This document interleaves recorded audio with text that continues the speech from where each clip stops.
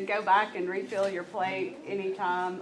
There's obviously plenty of food, and I don't want to try to eat all of that today. So, but thank you for coming. I know that when we sent this out, we said it's the 10th anniversary of Get Ready. In full disclosure, this is actually year 11 of Get Ready. We started in 2012, but we did it every year. And so that actually makes this year the 11th year. Last year, you know, we'll just say it would have been challenging to do something like this, to plan it. And so we're celebrating that we've had 10 years and 11 sessions of Get Ready. That is really an amazing accomplishment for our community. And we want to tell the story of Get Ready, but we also want to tell the story of early childhood education. And I know we have some huge advocates in the room for it. We also have some people who may not work in the field but understand the importance. And we just want to celebrate our community's investment in early childhood education, and also remind ourselves of the importance of why we do what we do and the science behind some of that. So I'll start with just a little bit of background. We talk about why early childhood education is so important. And we know that many of the traits that make good employers, neighbors, and citizens, they begin in those first years of life. I mean, sort of back to the Fred Rogers analogy. Those things that we teach in those early years are the things that make people be the kind of coworkers we want, the kind of family members that we want. And it all goes back to those things that start when that brain is developing early in children's lives. That brain development there is key for creating all the science that I truly don't understand, but that we know helps children grow and develop into successful adults. That brain does undergo the most rapid development in the first 3 years of life. And that's just amazing when we think about where we put our resources and when we start officially working with the brain and we start paying attention to that the majority of that development has already happened. So those bits of information, that's what help propel us to get ready. We think about those early years and that we focus on that physical development, those milestones, because they're easy to see, they're easy to measure, but we often overlook that mental development. We nourish the body with physical exercise and nutrition, and we know how much formula, we know how many fruits and vegetables, but what do we do to nourish that mind in those first 3 years? And that's what I think is so important for us as a community to think about. What are we doing to help equip our families, our parents, to nourish their children's mind? I love this quote from Alma Powell: "There is no better investment of time and money than in the life of a child. They are our future." And we know that, and our community is wonderful about investing in our children, but sometimes we have to be more specific and focused in where we want to make those investments so that we are being intentional about where they can have the best payoff.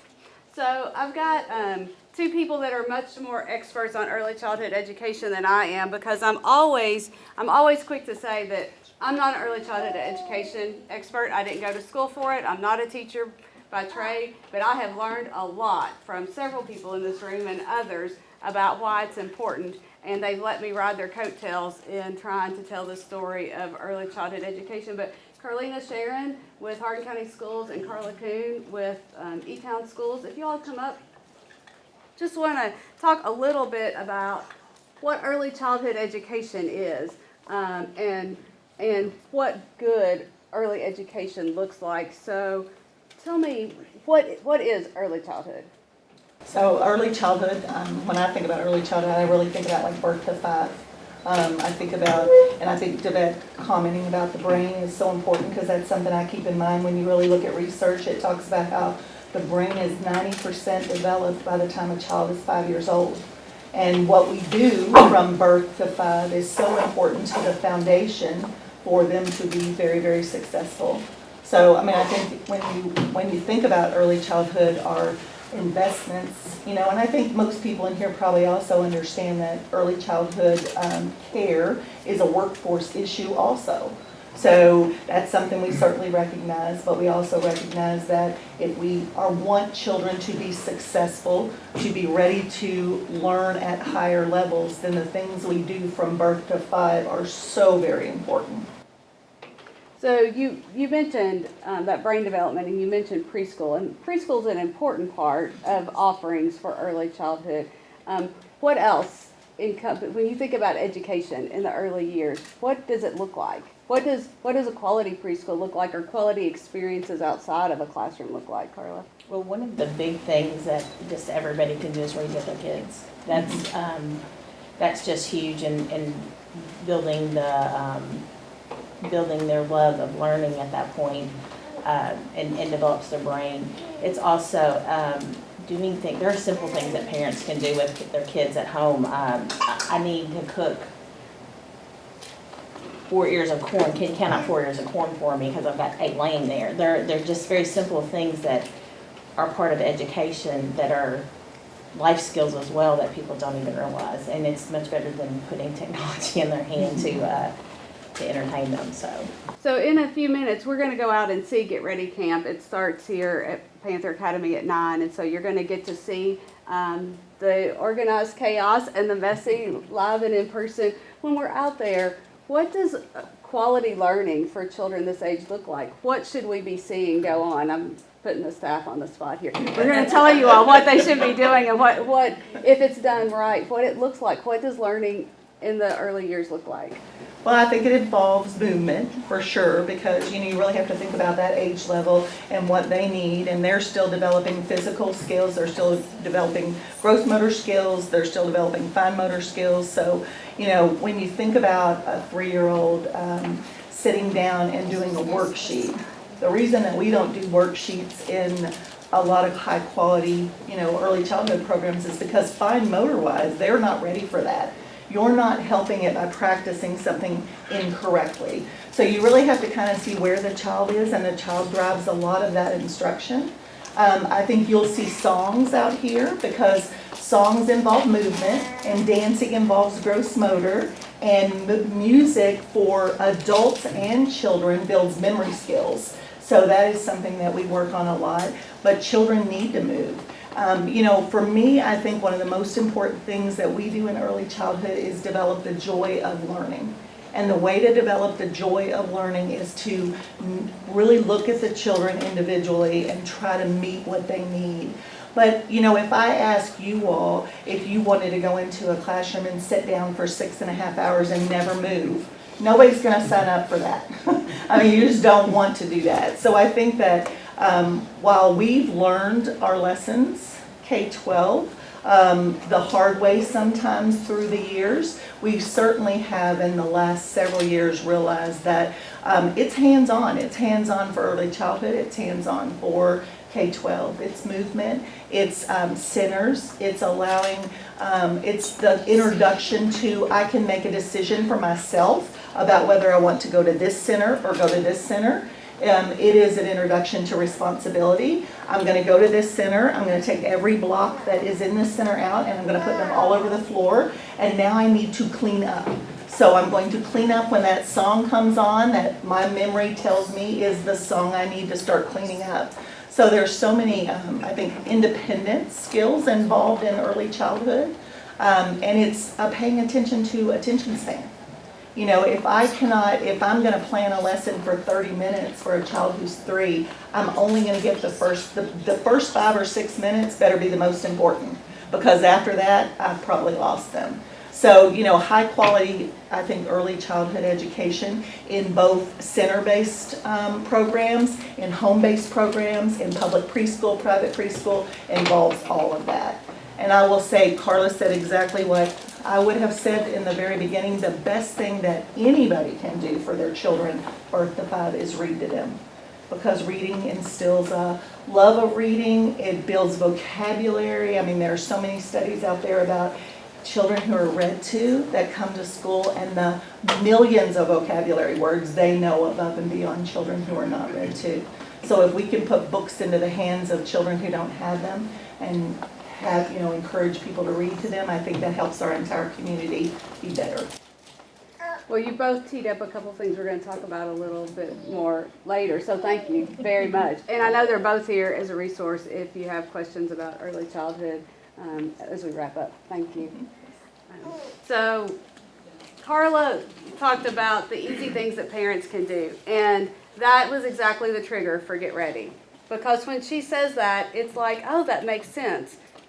But for those of us that didn't go to school for early childhood education, do we know that? How do parents learn and know that? And our journey to start Get Ready came with a lady named Kathy King, who worked with 4Cs here and is no longer here, but she had a passion, and she was determined that other people in our community should share her passion. And she would not let go of it. She was a dog after a bone. And she took Al Ryder and me, and she said, you are going to join my bandwagon. And I was like, yeah, right. Okay. But she was right, because she was tenacious, but she was also correct. And she got us on board with what she was about through both research and through anecdotal and taking us. She took us on a tour. She captured us one day, and we went to child care centers, and we went to the library, and she talked to us all day. And she told us these things, and we asked questions. And then we went back, and we looked at some of the data, and we said, you know what? This is a huge missing piece, and this is something we have to address. And the snowball for Get Ready started. But it started with, how do we equip parents? We have wonderful school systems here. We have a lot of resources. But how do parents of that 2-year-old know that they can be teaching their child every day through life? And that became the premise of Get Ready. And so then she connected us with Carlina and Martha Page at ECTC and Sharon Hundley, who's now at Campbellsville. And together they helped educate me on what we needed to know to be true advocates for early childhood. And that's where we feel like the value is that it has to be folks outside the early childhood sector carrying that banner for how important it is. And we feel like as a community foundation that it aligns so much with what we're about, the long-term investment in the community that is oftentimes hard for others to make. So that's how we got started.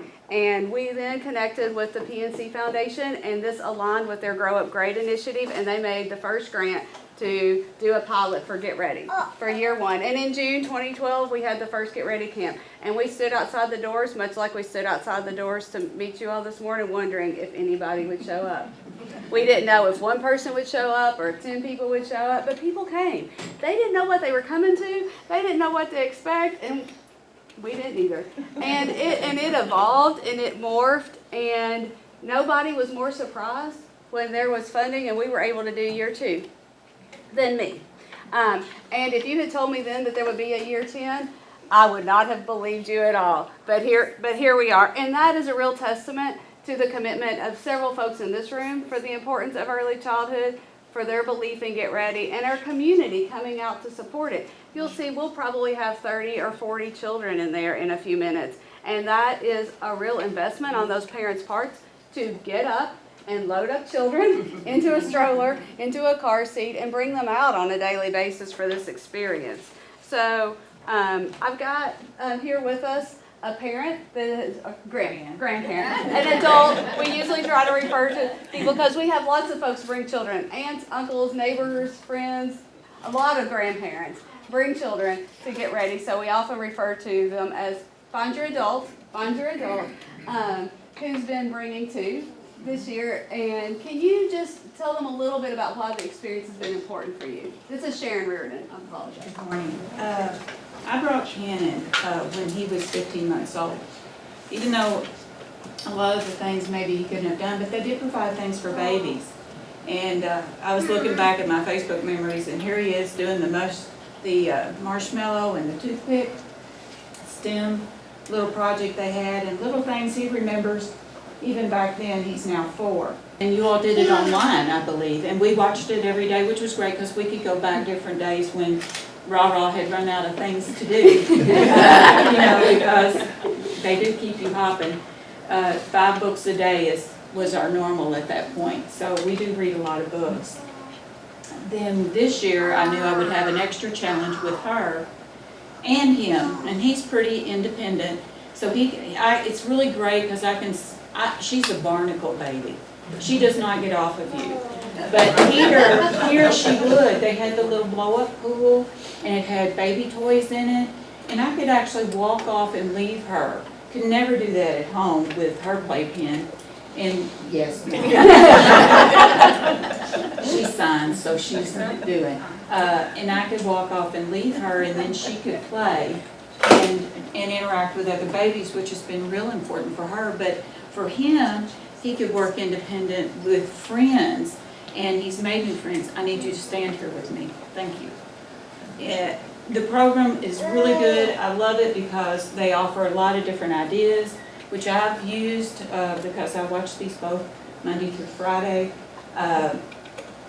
I like they introduced me to, okay, you can't sit and have a 30-minute lesson plan. You might have a 10 if you're lucky. And they introduced me to all the different ways of learning. So we do songs at home, and then we break it up and we do activities because they need to be wore out, because I will be at the end of the But I'm not a teacher by trade. I never was. So you're talking to someone who didn't even have kindergarten when she was growing up. That wasn't even a thing back when no one let me off the boat. So for me, watching the advancement of children, watching the other children and talking to parents and grandparents, because they have a lot to ask me, how do you do what you do? And I get to ask those same questions back, so it's a great community source. You get to learn about other programs, you get to learn about other things in the community, you start having friends and play dates, and I just think that's the more you can do to build that community and build these children. They're our future. I mean, he's already told me when he's a pilot, we're going to travel to all the places we talk about, so I'm ready for that. That's be an astronaut. You're going to be an astronaut? Yeah, but he has to be a pilot first. Thank you so much. Thank you. You're welcome to stay, but you're also welcome to go on out because we're probably about to They're get about started, ready to whichever start. you like. And we like to get our spot early. And as you can see, I'm sure these babies are You interested. just leave that, it's You fine. want to take your pad? I'm sure they won't mind. Thank you, guys. Thank you. So she talked about a couple of things there that tie in beautifully with what our original goals were for Get Ready Camp. And I've done a little trip down memory lane the last couple of weeks as we work on this. I actually found my notes from the tour that Kathy King took us on because someone instilled in me the pack rat nature of keeping everything. And I found the questions that we came back and asked about. And that one of those questions was, how do we equip parents? And so that was really a big part of the premise of Get Ready Camp. We wanted to provide a unique learning opportunity for children birth to 5, and we've had children come as young as 5 days old to Get Ready Camp because we didn't want to say, we can manage this better if we start at 2, which we could, but we can't say that learning isn't starting from the moment they're here and able to come. And we sure didn't want that to be a barrier for families to come. So provide a unique learning opportunity for children, help parents discover how they can facilitate learning with their child. And I will say that that is something we've grown into. I don't think we nailed it the first year, but over time that has become, and we talk with our teachers about, those parents are really your focus. We're doing these things with the children, and they're going to learn things through those 4 weeks. Absolutely. They'll come in. We're going to have a debrief session on Friday, and they're going to come in, and one of the first things they're going to tell me is, I can't believe how much this child changed from the first day to the last day. And some of them don't even come every day, but you'll see those changes. So they will grow and learn. But we're going to affect the most change if we equip the parents to do these kinds of things that she was describing at home. Next week, next month, and next year. That's where our real wins will come. And so the parents have become as much of our customer as the children are.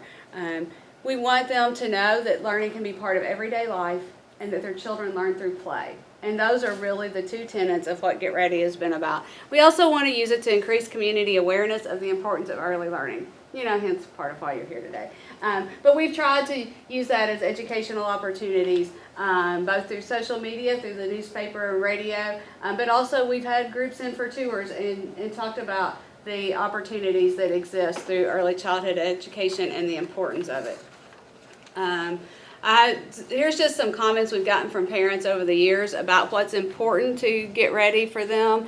But honestly, I mean, none of it trumps what she just stood here and said. The other one that stands out in my mind is the lady who had been bringing her daughter for 4 years faithfully and had a baby in June and came with her son when he was 5 days old because her daughter wouldn't miss Get Ready Camp. And for all the ladies in the room that have had a baby at 5 days, that's saying something when you lug out a 5-day-old and a 4-year-old to come to Get Ready Camp. But that's how much they believed in the program. So just to give a little recap, Get Ready Camp in 9 years, because we have a little caveat here for 2020, like everything else, right? We've had 3,576 children participate. That yielded an attendance of over 14,000.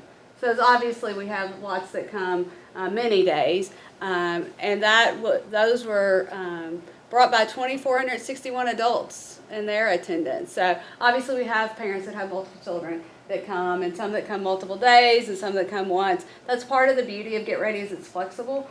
People don't have to come every day. They don't have to register. They don't have to sign up.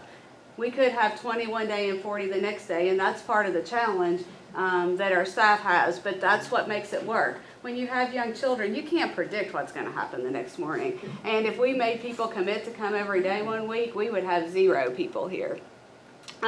So in 2020, we did a virtual Get Ready Camp. We felt like it was still important that people needed Get Ready more than ever in that year. But we obviously couldn't provide it in person. So we did a virtual version. We actually had people that loved and missed, and would love for us to do a hybrid, but that's a little beyond our capabilities at the point. But they loved the virtual because it gave them the flexibility to do it when it worked for them. And we had working parents who can't come during the day that could come home and watch it whenever it worked for them. And as she said, they could go back and watch it again and again. So we had 6,964 views on Get Ready sessions that summer. So it's a little hard to then have a 10-year total on our participation. But we've offered Get Ready Camp at 9 different locations over these years, including a couple of years at Fort Knox. And this year we added a new location at Creekside in Sonora to be able to help reach the southern part of our community. So we could not have done Get Ready, as you can probably tell, without a lot of partnerships. So the schools allowing us to use the space is just huge. We could not make it available throughout the community without the use of our school facilities. But we've also heard from parents how important that is to getting their children acclimated to school. And when the summer feeding program happens to be going on in a building and they start to get used to that lunch line and they learn about coming in, and school is a fun place, and then they're excited to start either preschool or kindergarten, not as nervous or scared.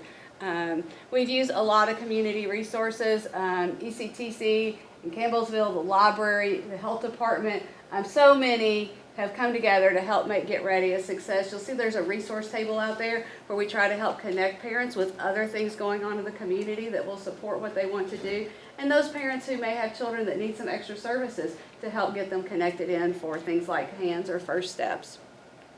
All in all, we've had 52 staff that have helped lead families in Get Ready Camp, and that's important too because we believe that Get Ready Camp is a great developmental tool for our early childhood educators, and that they tell us that they learn so much from doing Get Ready, because as opposed to seeing children and having some occasional communication with parents, they see parents and their children interacting together, and they go back and that helps affect how they operate in their classrooms and with their families after that. That was actually one of those unintended consequences that came out after our first year when we had teachers going, wow, I learned so much from doing this. And that was not one of our original goals. I'm going to go into just a little bit of data and science here, so if your coffee's wearing off, bear with me. But the economics are behind early childhood education. This economist shares that early childhood development is economic development with a very high return. I want to stress that it's a public return. I want to stress that it's an economic return. And he's with the Federal Reserve Bank of Minneapolis. And the Federal Reserve has been a huge supporter of the importance of early childhood education over the years.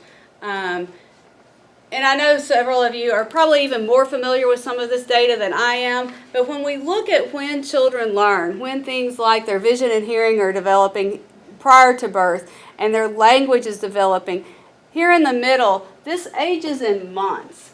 All of this is in that first year of life. And then the higher cognitive function even is still high there in those first 5 years. This is when so much is being developed in our children. And we think about where our resources are deployed. How much of our education resources go into these years? That is not where our focus is. Now, my point isn't here to say that we shouldn't be investing them in other years, but we have a disconnect here on where those dollars are going. We should invest in young children where the return on investment is the strongest. So if we look here at our programs that are targeted toward the earliest years, they're high on that return on human capital through preschool programs. And then post-school and job training is much lower on that return level. The neural connectors that are formed every second in those early years, those are forming the capacity of children to learn when they get to this point. And if those don't happen, so many more dollars have to be applied there to try to compensate, and I say try to compensate, for what wasn't developed when it was naturally needed to happen. So by enhancing early childhood development, we are enhancing the future potential of that individual forever.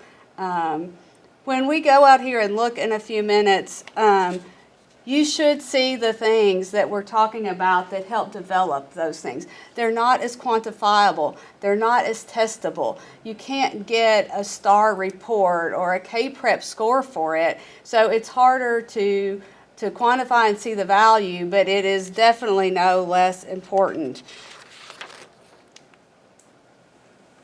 Kentucky's return on investment in early childhood education is estimated to be $5 for every dollar spent. And that was from a report from the University of Kentucky, their Center for Business and Economic Research. And that is about 4 years old, so I don't expect that it's moved a lot, but I do want to say that is a little bit older data.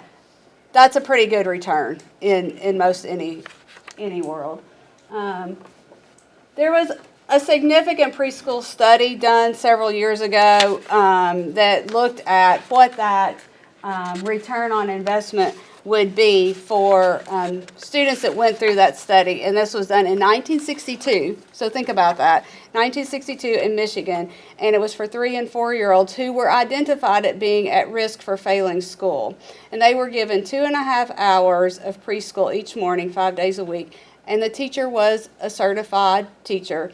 And then they had home visits each week and monthly parent meetings. And this is what they found. Those students, as compared to other students who did not participate in that program, had higher earnings. They were more likely to hold a job. They committed fewer crimes and were more likely to have graduated from high school. Those are hard to deny. As we look at one of the big pieces of early childhood education often gets connected with childcare or daycare, as Kathy King forbid us to say. She said that's a 4-letter word. We don't say daycare. And I learned very quickly that all my friends who said daycare, I had to bite my tongue then because it's not daycare. So we know that child care is a significant issue. This study was from 2019, and we all know what has happened since then through COVID that showed anywhere from 68% in Eastern Kentucky to 85% of parents who have children needing care said it is difficult to find child care. Difficult. And we can say without a doubt it is very challenging in our community to find child care. Quality child care, everyone needs it, yet it's very expensive to do it well. It's cost prohibitive for some families, and it's in such short supply.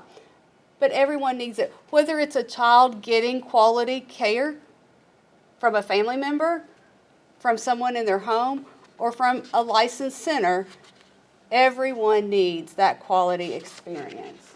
76% of voters that needed childcare collectively across the state said that it was somewhat or very difficult to find. That's an economic development issue. That's a community growth issue. It's also a quality of life issue for our families that are struggling to have a child that's in a safe, but also a quality place where they're learning and to manage their lives and their jobs. So I've preached a little bit, probably as long as I should.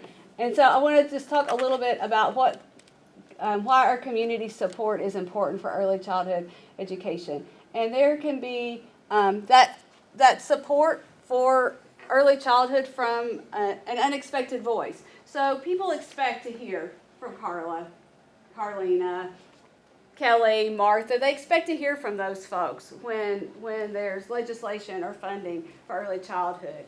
I mean, they can probably count on that phone to ring, right? That email to come. But when other folks from outside the field step up and say, this is important and it matters to our community, then that carries some weight. The sector can use advice and collaboration from a business perspective, and businesses can help support early childhood education in lots of ways. People can also volunteer and give to support. But what I want to talk about a little more today is that we can create a culture of support for our families. And what does that look like from the community level? And I think we have some wonderful opportunities in our community, and I want to share just a little bit of those. So many of our schools offer Cradle School. That is a way to help bring families with children in and start teaching them how to be part of their child's everyday learning experience. We also have so many resources through our Hardin County Public Library and their children's programming, and we're always glad to help share those and connect families with their summer programming, but our library is a great resource in our community. We have preschools. We have preschools, public preschools, and private preschools that are open for our families, and we have some that do fabulous jobs in teaching our children. We have the little libraries that have popped up around our community to make those books, as Carlina and Carla talked about, available to families close to where they are and without cost. And then we have the board learning trails that were developed by United Way and have happened around our community. And I love that when Funtopia was reinvented, that it includes some of those markers that help parents have those conversations and challenge children in a learning way through that fun play experience. So we are blessed with many great opportunities for learning for our young children, but we can do more, right? Because we are not satisfied with what we offer, so what else can we do? I want us to talk about having a collective community effort to strengthen and support early childhood education efforts for families. And that takes place best through natural learning opportunities, through that understanding how to make that part of everyday life. And that can come about through partnerships and awareness, but we have to be intentional. It's not just going to happen. So a vibrant community must focus on our youngest learners. It's a challenging investment to make because the payoff seems so far down the road and because it's harder to quantify. But philanthropy plays a big role in early childhood education, and it's been an important part of the support for Get Ready, beginning with PNC's investment along with some local donors who've given yearly to help make it happen, and in recent years, grants from the state through the Hardin County CECC that have provided significant support for Get Ready. But we know that especially on grants, those things can come and they can go.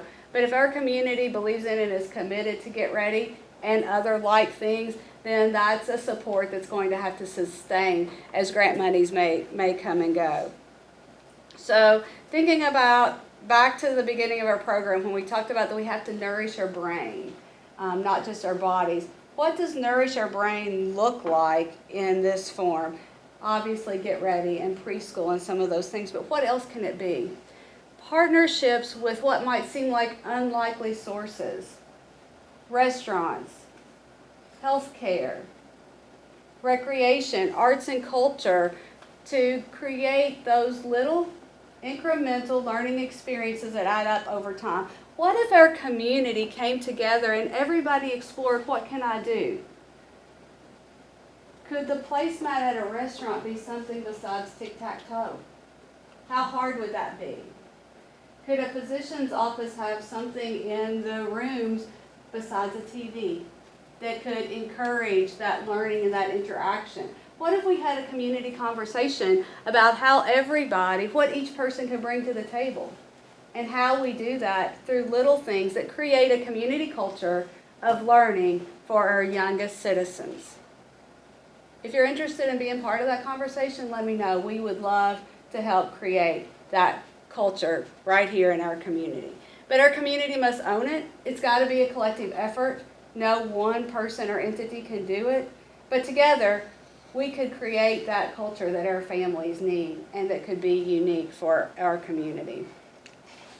So I do have some big news to end on today before we go out and look at Get Ready Camp. A lot of you are probably familiar with the Dolly Parton Imagination Library, and our friends of the Hardin County Public Library have been working hard to raise money and to advance that program so that children in our community can receive a free book every month from the time they're born until they're 5.